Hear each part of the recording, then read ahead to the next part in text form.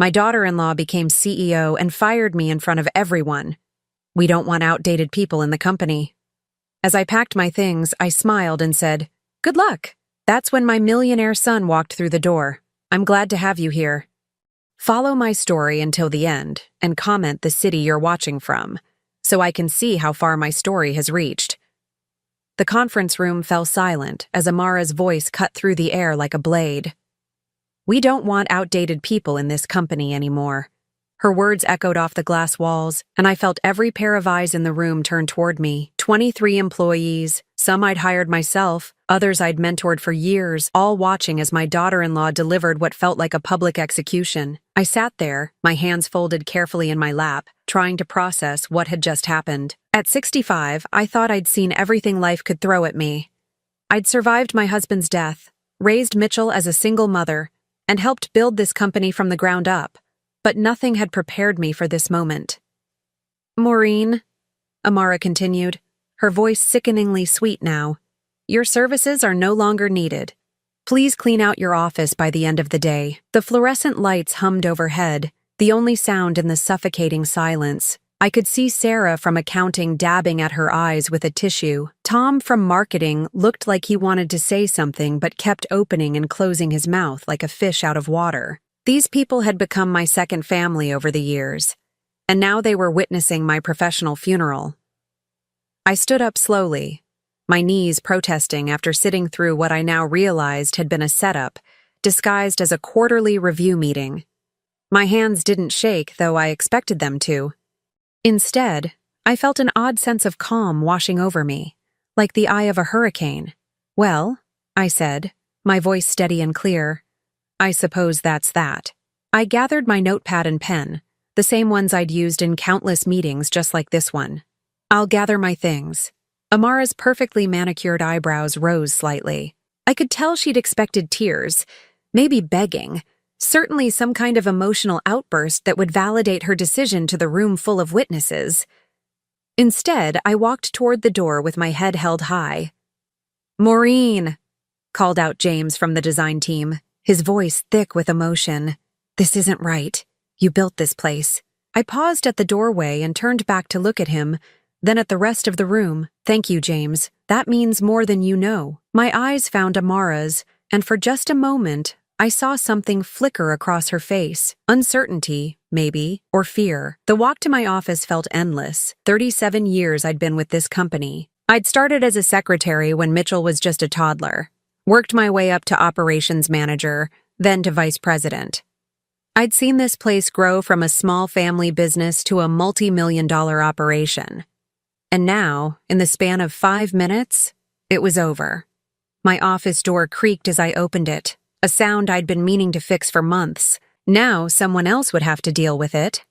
The space that had been my second home looked smaller somehow, as if Amara's words had physically shrunk everything I'd accomplished. I pulled out the cardboard box I kept in my closet, originally intended for donations to charity. How fitting that it would now hold the remnants of my career. Picture frames went in first. Mitchell's graduation photo, a snapshot of the company's first major contract signing, a group photo from last year's Christmas party when everyone still smiled at me. As I packed, I found myself thinking about Amara, beautiful, ambitious Amara, with her perfect blonde hair and her MBA from some prestigious university. She'd swept into our lives 3 years ago like a whirlwind, and Mitchell had been absolutely smitten.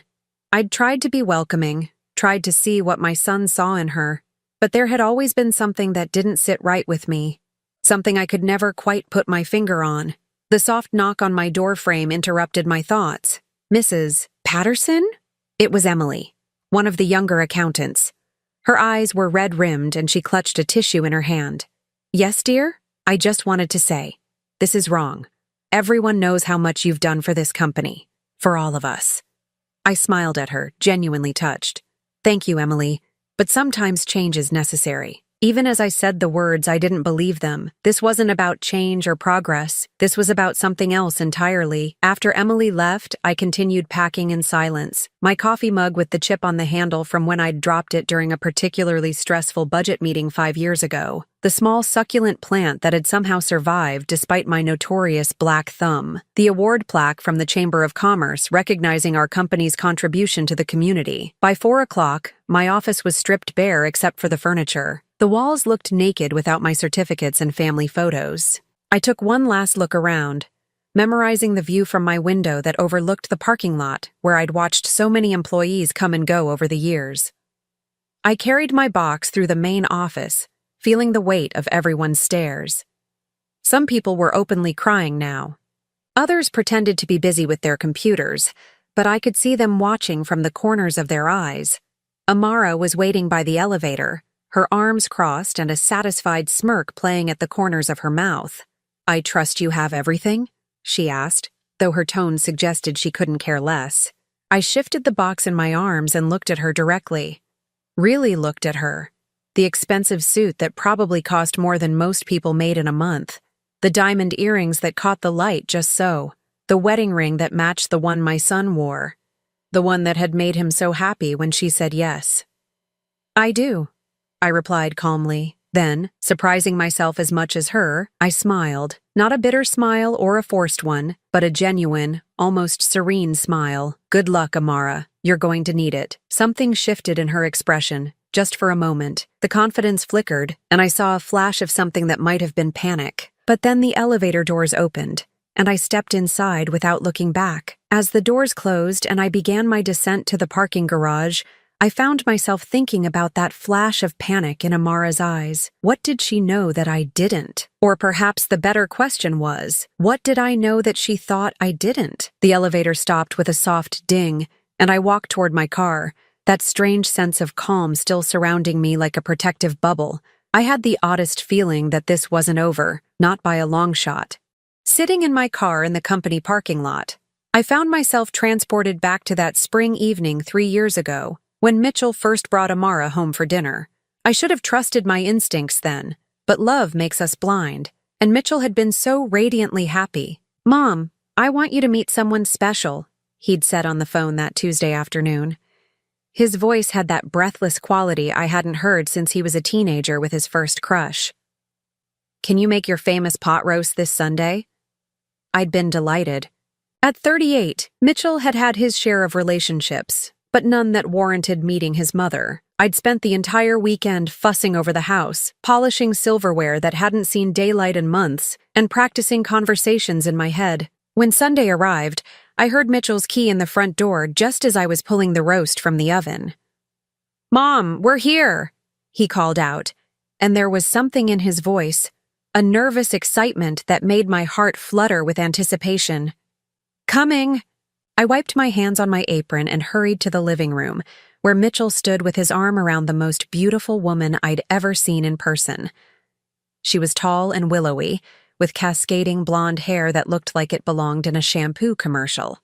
Her dress was simple but elegant, the kind that whispers money without shouting it. "Mom, this is Amara Chen," Mitchell said, his eyes never leaving her face. "Amara, this is my mother, Maureen." Amara stepped forward with a smile that belonged on magazine covers. "Mrs. Patterson, I've heard so much about you. Mitchell talks about you constantly." Her handshake was firm, confident, but there was something in her eyes that didn't quite match the warmth of her smile. Something calculating. "Please, call me Maureen," I said, immediately chiding myself for looking for problems where there probably weren't any. "And I've heard nothing about you, which means my son has been keeping secrets." Mitchell laughed, but it sounded forced. "I wanted it to be a surprise. Amara and I met at that business conference in Chicago last month. During dinner, Amara was the perfect guest. She complimented the food, asked thoughtful questions about the family photos on the mantel, and listened with apparent fascination as I told stories about Mitchell's childhood. She even insisted on helping with the dishes, though I noticed she was careful not to chip her manicured nails. "Your home is so cozy," she said as we worked side by side at the sink. "It must have been wonderful growing up here, Mitchell." But something about the way she said it, with just a hint of condescension in the word cozy, made my shoulders tense. When she thought I wasn't looking, I caught her surveying the modest furnishings with the kind of expression someone might wear when visiting a quaint museum. After they left that evening, I called my sister Linda. "There's something off about her," I confessed, staring at the lipstick mark Amara had left on my good water glass. "Maureen, you always say that about Mitchell's girlfriends," Linda reminded me. "Remember Jessica? You were convinced she was after his money, and she turned out to be one of the sweetest girls I've ever met." Linda was right, of course. I had a tendency to be overprotective when it came to Mitchell. He was my only child, and after his father died when he was 15, we'd become exceptionally close. Maybe too close. Over the following months, I watched Amara slowly weave herself into Mitchell's life. She had an MBA from Northwestern, she told us, and worked in corporate consulting. She was between jobs, she explained with a delicate sigh, having left her previous position due to philosophical differences with management. Mitchell was completely enchanted. He started dressing differently, trading his comfortable khakis and polo shirts for expensive suits that Amara helped him pick out. His apartment, which had always been functional but lived in, suddenly looked like something from a home decorating magazine. "She has such good taste," he gushed to me during one of our weekly lunches. "You should see what she's done with my place. It's like having a whole new life." That phrase stuck with me. A whole new life. As if his old life, the one that included his mother and childhood friends and familiar routines, wasn't good enough anymore. The changes in Mitchell became more pronounced as the months passed.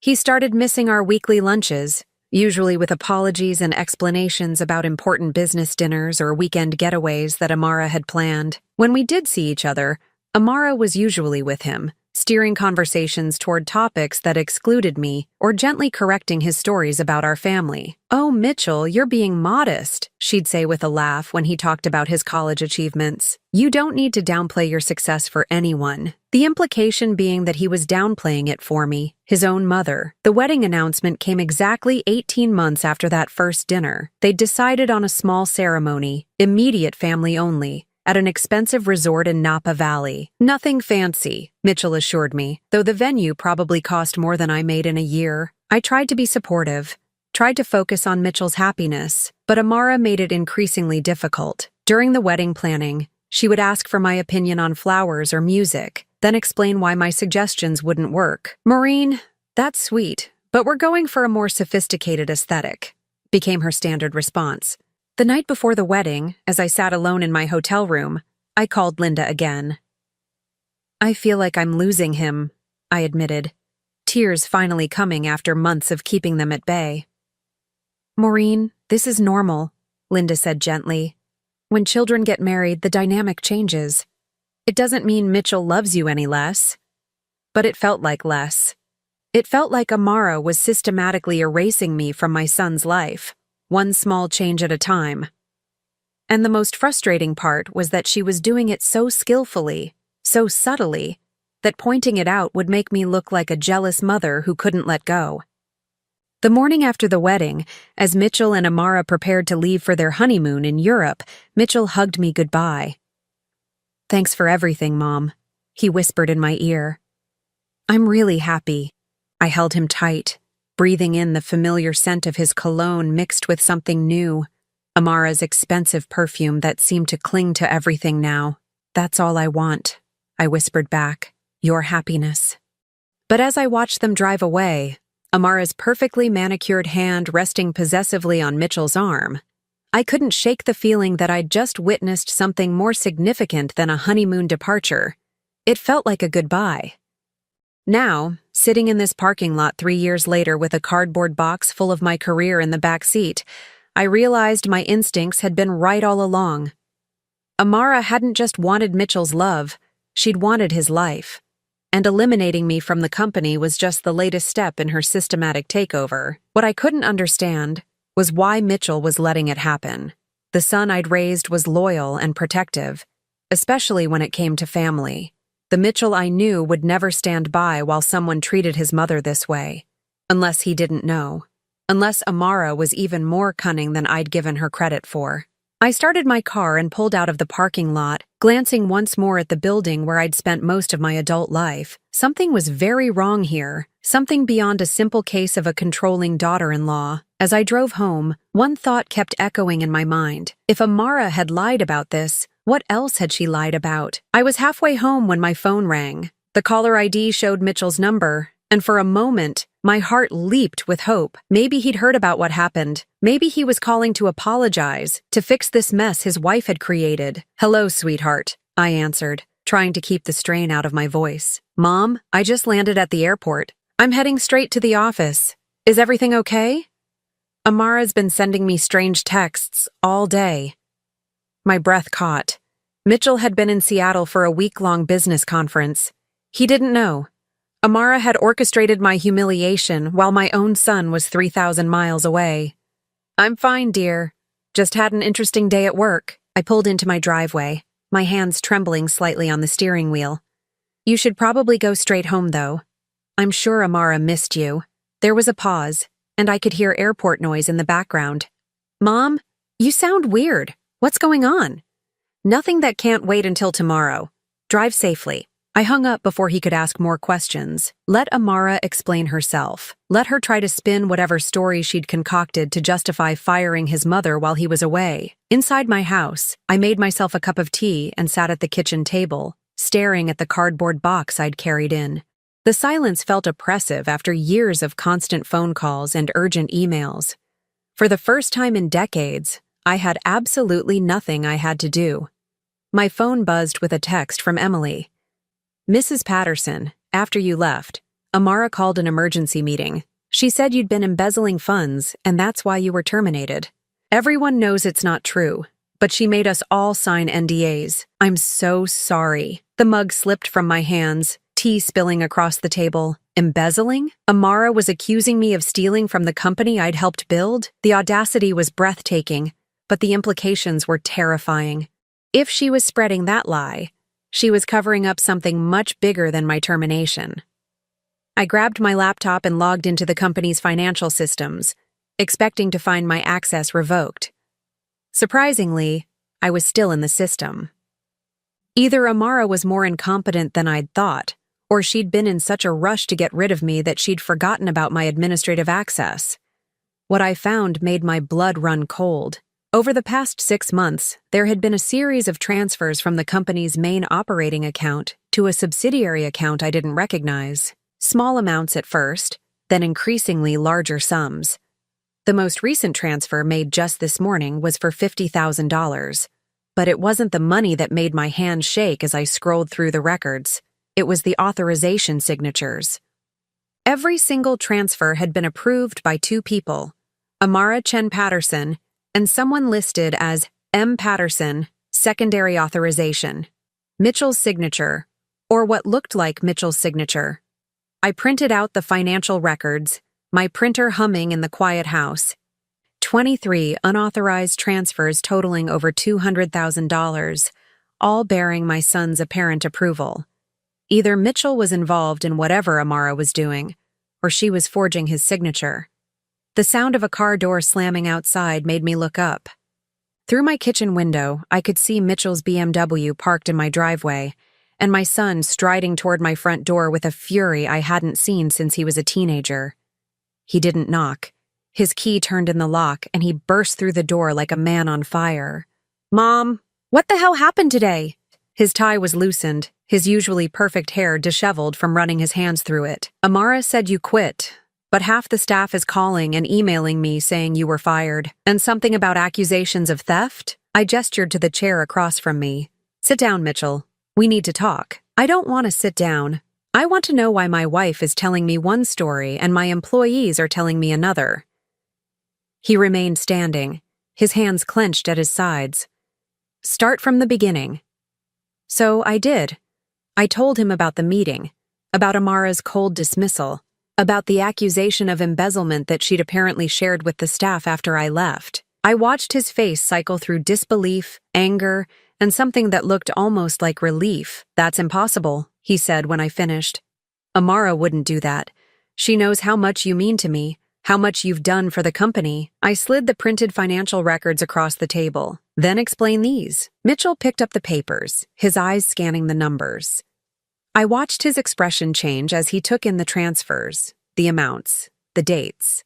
When he reached the signature pages, his face went completely white. "This isn't my signature," he said quietly. "I never authorized any of these transfers." "I didn't think you had." He looked up at me, and I saw my little boy again, confused and hurt, and looking to his mother for answers. "But if I didn't sign these, and you didn't make these transfers, then your wife has been stealing from the company and forging your signature to cover it up." The silence stretched between us. I could see him struggling, trying to reconcile the woman he'd married with the evidence in front of him. It's one thing to suspect your spouse of being cold or manipulative. It's another thing entirely to discover they're a criminal. "There has to be an explanation," he said finally, but his voice lacked conviction. "Maybe she was trying to protect the company somehow. Maybe there's something I don't understand about the finances." I reached across the table and took his hand. "Sweetheart, I know this is hard, but you need to look at the pattern here.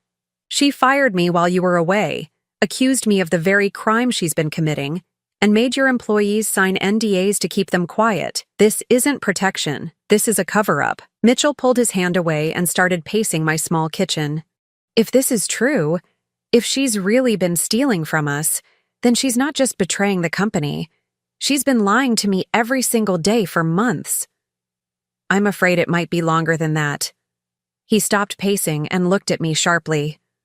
"What do you mean?" I hesitated. I'd been carrying suspicions about Amara for 3 years, but saying them out loud would cross a line I couldn't uncross. Once I voiced my doubts about the foundation of his marriage, there would be no taking it back. "Mom, what do you mean?" "I think she's been lying to you since the day you met her." Mitchell sank into the chair across from me, his face in his hands. "I need proof. Before I can do anything, before I can confront her, I need absolute proof." I understood. As much as it hurt to see him defend someone who was destroying both of us, I understood. He'd built his life around this woman, planned his future with her. You don't just walk away from that based on financial records and a mother's intuition. "What kind of proof?" I asked. He looked up, and I saw a hardness in his eyes that reminded me of his father. The kind that leaves no room for doubt, the kind that shows me exactly who I married. As he sat there, lost in thought, I realized something had shifted. The blind devotion he'd shown Amara for 3 years was cracking. He was starting to see what I'd seen all along. But I also knew that discovering the truth about someone you love is a dangerous thing. It changes you in ways you can't predict. As I looked at my son's face, pale and drawn with the weight of betrayal, I wondered if protecting him from this truth might have been kinder than exposing him to it. Too late for that now. The truth was out, spreading like cracks in ice. The only question was how much more damage it would do before everything finally shattered. "I'm going home," Mitchell said finally. "I need to look at our personal accounts, see if there are other irregularities I've missed. And I need to figure out how to handle this without destroying everything we've built." I walked him to the door, my heart breaking for the pain I could see him trying to hide. "Mitchell, whatever you find, whatever you decide to do, I'm here. I've always been here." He hugged me tight, and for a moment he was my little boy again, seeking comfort from the person who'd never let him down. "I know, Mom. I'm sorry it took me so long to see it." As I watched him drive away, I felt a mixture of vindication and sorrow. I'd been right about Amara all along, but being right had cost my son his happiness and his trust in the woman he'd planned to spend his life with. The house felt even quieter after he left, but it was a different kind of quiet now. Not the silence of ending, but the silence before a storm. Tomorrow, Mitchell would start digging deeper into his wife's deceptions, and I had a feeling that what he found would make today's revelations look like a gentle introduction to the truth. The call came at 6 in the morning. I was already awake, had been since 4, lying in bed replaying yesterday's events over and over. When I saw Mitchell's name on my phone, my stomach clenched with dread. "Mom, I need you to come over. Now." His voice was hollow, distant. "Don't call first, just come. And Mom, bring your key to the office. I need to get into Amara's desk. I threw on clothes and drove through the empty streets to Mitchell's house, my mind racing with possibilities. What had he found? How much worse could this get? The house was dark except for a single light in Mitchell's study.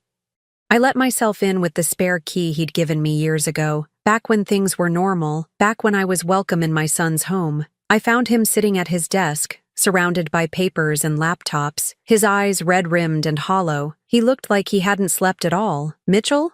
I approached carefully, as if he were a wounded animal that might bolt.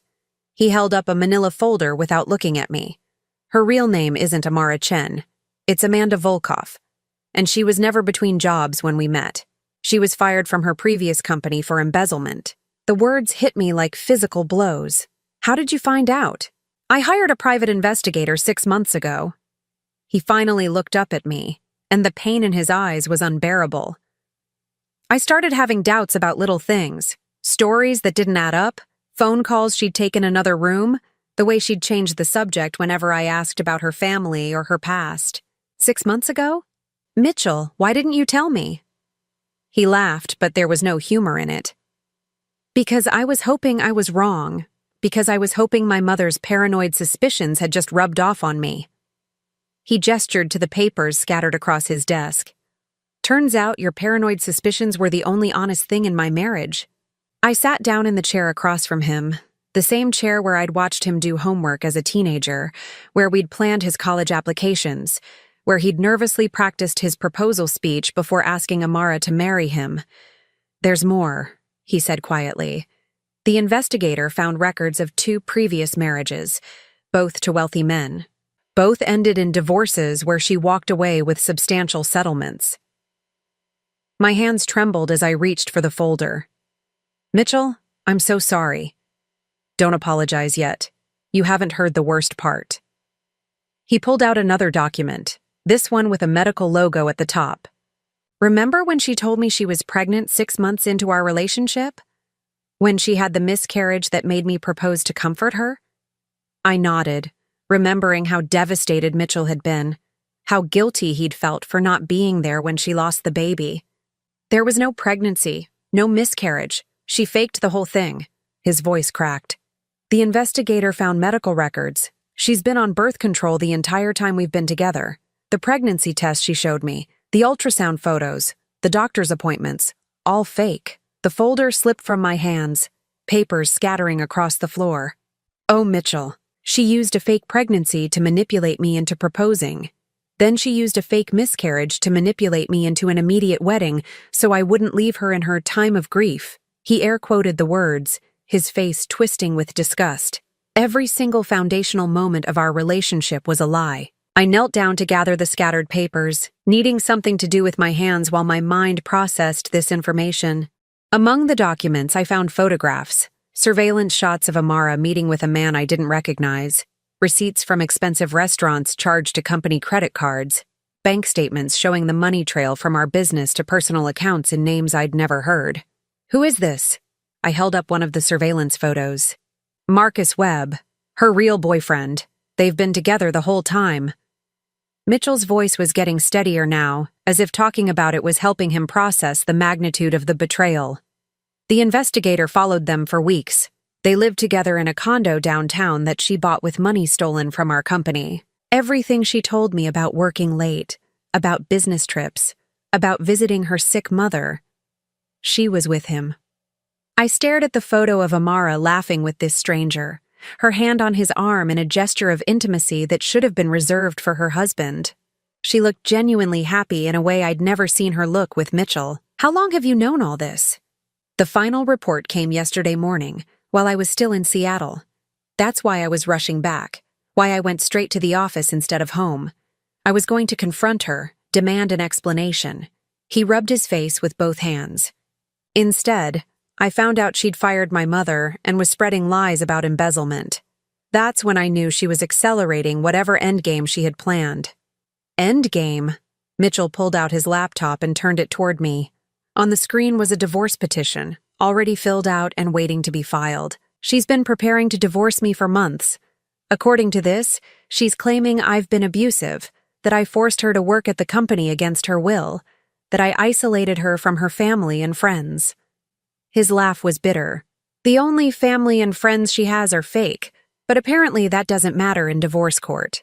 But with all this evidence of her fraud, she's been very careful. Most of the stolen money is in accounts with names similar to legitimate business expenses. The forged signatures are good enough that it would take a handwriting expert to prove they're fake. And she's been building her case against me for months, creating documentation of my supposed abuse, my supposed control over her. I felt sick. She's been planning this from the beginning. Longer than that. The investigator thinks she's done this before, probably with both previous husbands.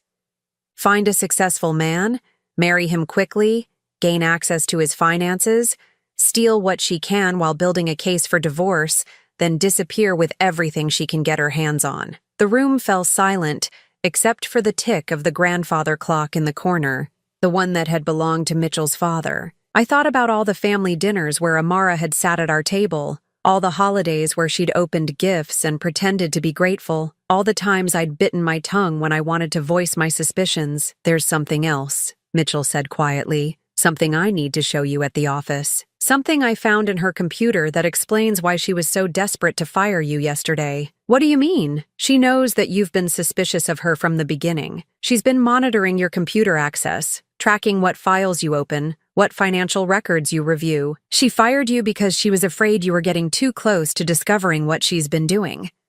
The irony was bitter. Amara had been so focused on watching me that she hadn't noticed Mitchell was watching her. "So what do we do now?" I asked. Mitchell closed the laptop and leaned back in his chair. "Now we go to the office and gather evidence. Then we call the police and file charges for fraud, embezzlement, and identity theft. Then I file for divorce and try to salvage whatever's left of the company. And personally, how are you handling all this?" For the first time since I'd arrived, his composure cracked. "I don't know, Mom. I thought I knew this person. I thought I loved her. How do you process finding out that everything you believed about your life was a lie?" I reached across the desk and took his hand. "One day at a time, one truth at a time. And you remember that not everything was a lie. Your family is real. The people who truly love you are real. The company we built together is real." He squeezed my hand. "I'm sorry I let her come between us. I'm sorry I didn't listen to you. You don't need to apologize for loving someone even if they didn't deserve it. You need to apologize for questioning your mother's judgment." I smiled, trying to lighten the moment just slightly. He managed a small smile in return. "Your judgment has always been impeccable, especially about people who don't deserve us." As we prepared to leave for the office to gather the evidence that would bring down the woman who had nearly destroyed our family and our business, I felt a strange sense of relief. The truth was painful, devastating even, but it was still the truth. And truth, no matter how ugly, was always better than living a lie. The real question now was what else we might find when we dug deeper into Amara's deceptions. If she'd been this thorough in planning her exit strategy, what other surprises had she left for us to discover? Looking at my son's determined expression as he gathered up the evidence, I realized that whatever we found, we'd face it together, the way we should have been facing things all along, before a master manipulator convinced him that his mother was the enemy. Now the real enemy was finally unmasked, and she had no idea what was coming for her. We arrived at the office at 7:30, an hour before anyone else would be there. Mitchell's hands shook slightly as he unlocked the front door, and I realized this was harder for him than he was letting on. Whatever we found in Amara's office would be the final nail in the coffin of his marriage. "Are you sure you want to do this?" I asked as we walked through the quiet hallway. "I have to. If I'm going to rebuild this company, if I'm going to rebuild my life, I need to know everything." He stopped outside Amara's office door. "Besides, she'll be here in an hour. If we're going to do this, it has to be now." I unlocked her office with my master key, the same key she'd probably forgotten I still had when she orchestrated my firing. The space was immaculate as always. Amara's desk was organized with military precision, every pen in its place, every file folder labeled and sorted.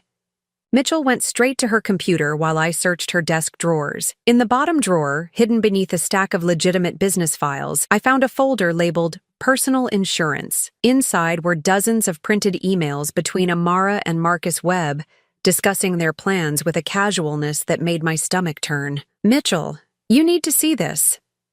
He looked up from the computer screen, his face already grim. Bad news first or worse news first? I handed him the folder. Let's start with bad and work our way down. He scanned the emails, his expression growing darker with each page. She's been planning to frame me for the embezzlement. Look at this one from last week. He pointed to a particular email. M is getting suspicious about the missing money. Time to accelerate timeline. Make sure evidence points to him, not us. Evidence points to him? Mitchell turned the computer screen toward me. She's been using my login credentials to make the transfers. She must have watched me enter my password and memorized it. Every single transaction shows my username as the authorization, with timestamps that correspond to times when I was supposedly in the office. I felt cold dread settling in my stomach. But you have alibis for those times, right? Meeting schedules, security footage? That's the genius of it. She picked times when I was legitimately in the building, just not at my computer. Times when I was in meetings, or in the warehouse, or at lunch. If someone investigated, it would look like I stepped away from my computer and left myself logged in. We continued searching, finding more evidence of Amara's systematic destruction of everything Mitchell had worked for. She'd been documenting his abusive behavior for months, creating a paper trail of fake incidents and twisted interpretations of normal conversations. She'd photographed the modest jewelry he'd bought her, claiming in written statements that he'd forced her to wear ostentatious displays of his wealth to make her feel owned. Every kindness he'd shown her, every romantic gesture, every attempt to include her in business decisions had been weaponized against him. How did I not see this? Mitchell asked, staring at a particularly vicious email where Amara described him as controlling and possessive for wanting to know why she was working late so often. Because you're not a sociopath, I said simply. Normal people don't think this way. Normal people don't plan the destruction of someone they claim to love. At 8:15, we heard the distinctive click of high heels in the hallway. Amara was early, probably eager to continue her victory lap from yesterday. Mitchell and I exchanged glances. What do you want to do? I whispered. Confront her. With everything. Let her try to lie her way out of this. The footsteps stopped outside the office door. We heard Amara's key in the lock, then her sharp intake of breath when she realized the lights were already on. Mitchell? Her voice was carefully modulated, surprised but not alarmed. What are you doing here so early? And Maureen, I thought we discussed that your access to this building was revoked. She stood in the doorway, perfect as always in an expensive navy suit, her blonde hair swept back in a flawless chignon, but for the first time, I could see past the facade to the predator underneath. We need to talk, Mitchell said, gesturing to the chair across from her desk. Please, sit down. Amara's eyes flickered between us, and I saw a flash of calculation before she composed herself. Of course, darling. Though I'm not sure why your mother needs to be present for a private conversation between spouses. Because this conversation involves her. It involves a lot of things you've done that involve her. Amara sat down gracefully, crossing her legs and folding her hands in her lap. I'm afraid I don't understand. Mitchell spread the printed emails across her desk like playing cards. Let's start with these. Your correspondence with Marcus Webb. For just a moment, Amara's mask slipped. I saw panic flicker across her features before she recovered. I don't know what you're talking about. Really? Because there are quite a few emails here discussing our marriage, our finances, and your plans to extract maximum value from both. Mitchell's voice was deadly calm. Would you like me to read some of the more interesting passages aloud? Amara's jaw tightened almost imperceptibly. Mitchell, if you're accusing me of having an affair based on some fabricated documents, I'm deeply hurt after everything we've been through together. Fabricated? I couldn't help myself. Are you seriously going to sit there and lie when we have photographs of you with him? Mitchell pulled out his phone and scrolled to the surveillance photos. He turned the screen toward Amara, showing her a particularly damning image of her kissing Marcus outside their downtown condo. Taken last Tuesday, Mitchell said.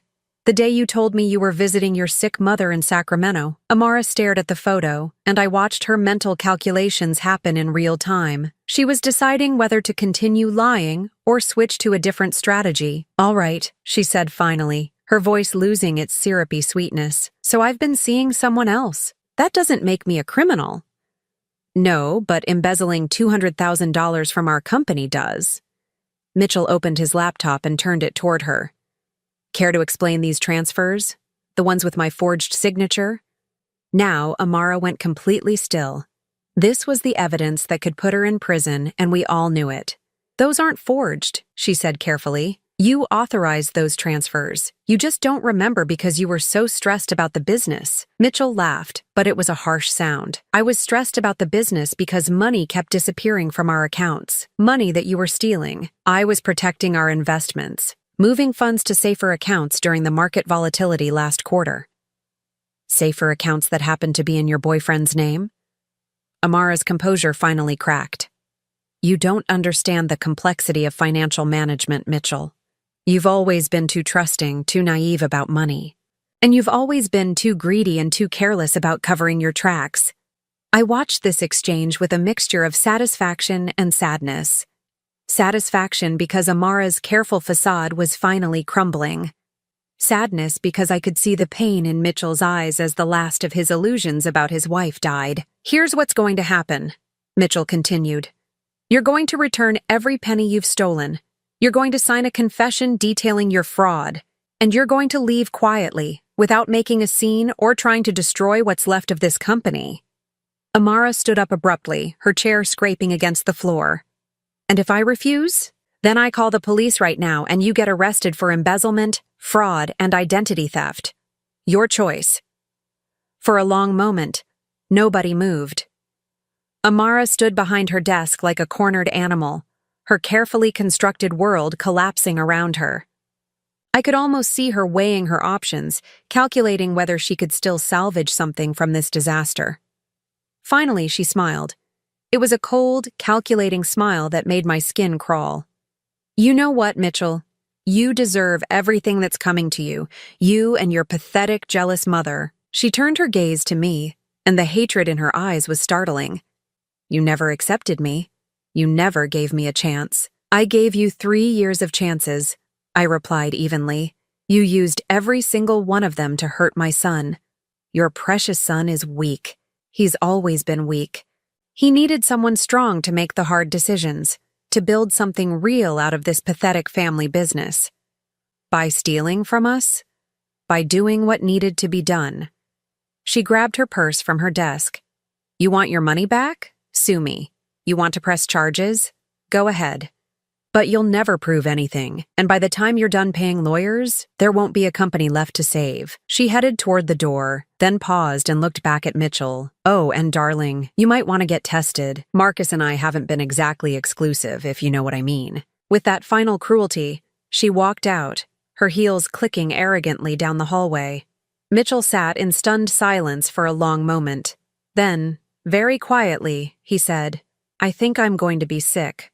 I moved around the desk and put my arms around my son, holding him while he shook with the aftermath of 3 years of lies finally being exposed. Outside, we heard Amara's car start and speed away. It's over, I whispered. She's gone, and she can't hurt us anymore. But even as I said it, I knew it wasn't quite true.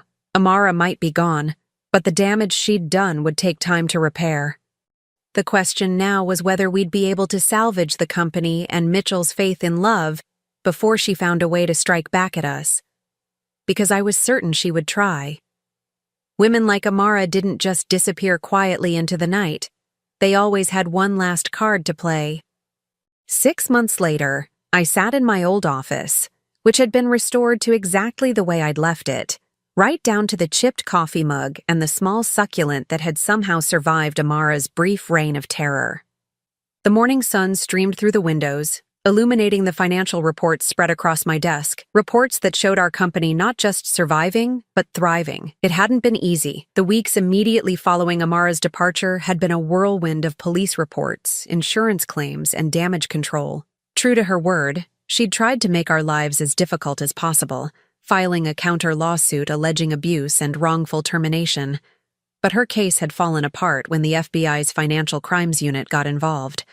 The federal investigation had revealed that Amara, whose real name was indeed Amanda Volkov, had been running variations of the same con for nearly a decade. There were victims in 3 other states, all successful businessmen who'd been systematically robbed by the woman they'd trusted with their hearts and their bank accounts. Mitchell knocked on my office door frame, a habit he'd developed since we'd started working together again. "Morning, Mom. Coffee, please." I looked up at my son, noting how much healthier he looked than he had 6 months ago. The hollow, haunted expression was gone, replaced by something that looked almost like peace. He set a steaming mug on my desk and settled into the chair across from me, the same chair where he'd sat as a child while I worked late, doing his homework, or just keeping me company.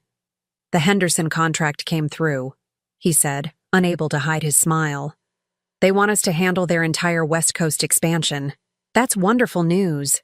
And it was. The Henderson Group contract would put us solidly in the black for the year, erasing the last of the financial damage Amara had caused. "There's something else," Mitchell said, his tone becoming more serious. "I got a call from Detective Morrison this morning. Amara's trial date has been set." I felt a familiar tightness in my chest. Even though she was locked up, even though she couldn't hurt us anymore, the thought of seeing her again made me uneasy. "Will you testify?" I asked. "If they need me to, but Morrison thinks they have enough evidence without putting us through that ordeal. She's facing federal charges in 4 states now. The prosecutor thinks she'll take a plea deal." I nodded, trying to push away the memories of those dark weeks when we'd thought we might lose everything. Good. The sooner this is all behind us, the better. Mitchell studied my face with the perceptive eyes he'd inherited from his father. "You're still angry." "Not angry. Disappointed, maybe. Disappointed that someone could be so calculated, so willing to destroy people who cared about her." "I've been thinking about that a lot lately," Mitchell said slowly. "About how she was able to fool me so completely. This was a conversation we'd been dancing around for months." Mitchell blamed himself for not seeing through Amara's deception, for allowing her to come between us, for nearly losing his family and his business to a woman who'd never loved him at all. "You loved her," I said gently. "Or you loved who you thought she was. That's not a character flaw, sweetheart. That's what makes you human. But you saw through her from the beginning. Why couldn't I?" I set down my coffee and leaned back in my chair, considering how to answer. "Because I was looking at her as a threat to my son. You were looking at her as someone you wanted to build a life with. We were both right, in our own ways. I should have listened to you. Maybe. But then, you would have always wondered if you'd made the right choice. Sometimes we have to learn things the hard way." Mitchell was quiet for a moment, staring out the window at the parking lot where this whole nightmare had begun 6 months ago. "I started seeing someone," he said suddenly. My heart did a little leap. "Oh?" "Her name is Sarah. She's a teacher at the elementary school down the street from my house. We met at the coffee shop on 5th Street. He smiled, and it was the first genuine smile I'd seen from him when talking about a woman since before Amara. "She's nothing like, well, nothing like what I thought I wanted before." "Tell me about her." "She's quiet, thoughtful. She makes me laugh, but not in that desperate way where you're trying to impress someone. It's just easy." He paused. "She knows about Amara, about everything that happened. I told her early on because I didn't want any secrets between us. And she said that the fact that I could still trust enough to tell her meant I was going to be okay." He looked at me directly. "I'd like you to meet her, if you're comfortable with that." The question hung in the air between us. We both knew this was about more than introducing me to his new girlfriend. This was about trust, about whether he'd learned from his mistakes, about whether our relationship was strong enough to survive another woman in his life. "I'd love to meet her," I said, and meant it. "Really?" "Really. But Mitchell, I want you to promise me something. Anything. Promise me that no matter what happens with Sarah, or with anyone else you might meet, you won't let them convince you that your family is the enemy. What we have, what we've rebuilt together, it's worth protecting." He reached across the desk and took my hand. "I promise, Mom." Never again. Later that afternoon, as I was preparing to leave for the day, Emily knocked on my door. "Mrs. Patterson? There's someone here to see you. She says she's from the FBI." My blood ran cold. Had something happened with Amara's case? Had she somehow managed to cause more trouble from prison? The woman who walked into my office was young, probably in her early 30s, with short brown hair and an all-business demeanor. She flashed her badge and introduced herself as Agent Linda Chen. "No relation to Amara," she assured me with a wry smile.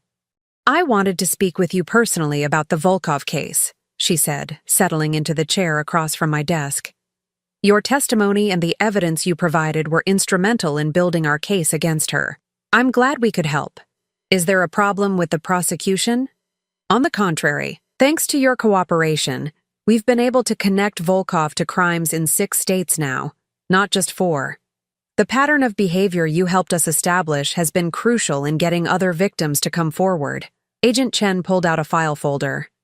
"I wanted you to know that the total amount of money she stole from various victims over the past 8 years is close to $2 million. Your case, as devastating as it was personally, helped us stop her before she could destroy more lives." $2 million. I tried to imagine how many families had been torn apart, how many businesses had been destroyed, how many people had lost faith in love because of one woman's greed. What will happen to her now? She's looking at 20 to 30 years in federal prison. With her record and the number of victims, she won't be eligible for parole for at least 15 years. Agent Chen closed the folder. Justice moves slowly sometimes, but it does move. After Agent Chen left, I sat alone in my office as the sun set outside my window.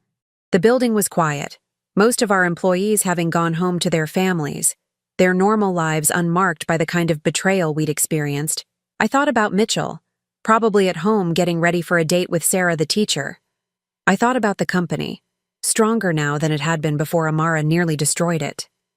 I thought about the employees who'd stood by us through the worst of it, who'd refused to believe the lies about embezzlement and family dysfunction. Most of all, I thought about survival. Not just the survival of our business or our family relationships, but the survival of the ability to trust, to hope, to believe that most people are fundamentally good, even when we've encountered someone who fundamentally isn't. My phone buzzed with a text from Mitchell. "Sarah wants to cook dinner for us Sunday. Her lasagna, she promises, is better than yours." I told her that's impossible, but she's determined to prove me wrong. I laughed out loud in the empty office. The idea of someone trying to outcook me for my son's affection would have terrified me 6 months ago. Now it just sounded like fun. I texted back, "Challenge accepted. Should I bring my famous garlic bread as backup?" "Definitely. And Mom?" "Thank you. For everything." I gathered my things and headed for the door, turning off the lights and locking up the office that had become the symbol of everything we'd almost lost and everything we'd fought to keep. Outside, the evening air was cool and clean. I stood by my car for a moment, looking back at the building where I'd spent most of my adult life, where I'd been humiliated and vindicated, where I'd watched my son nearly lose everything and then find his way back to himself. Tomorrow would bring new challenges, new opportunities, new chances to build something worthwhile. But tonight, for the first time in months, I felt something I'd almost forgotten how to feel. Peace. Complete, uncomplicated peace. I drove home through the familiar streets, already planning what I'd wear to meet Sarah the teacher, already imagining the conversation we'd have about my son and what kind of future they might build together. This time, I thought with a smile, I'd start from a place of trust instead of suspicion. This time, I'd remember that not every woman who loved my son was a threat to our family. Some of them, if we were very lucky, might actually be exactly what we needed to make our family complete. The road ahead was clear and bright with possibility. Now I'm curious about you who listened to my story. What would you do if you were in my place? Have you ever been through something similar? Comment below. And meanwhile, I'm leaving on the final screen 2 other stories that are channel favorites, and they will definitely surprise you. Thank you for watching until here.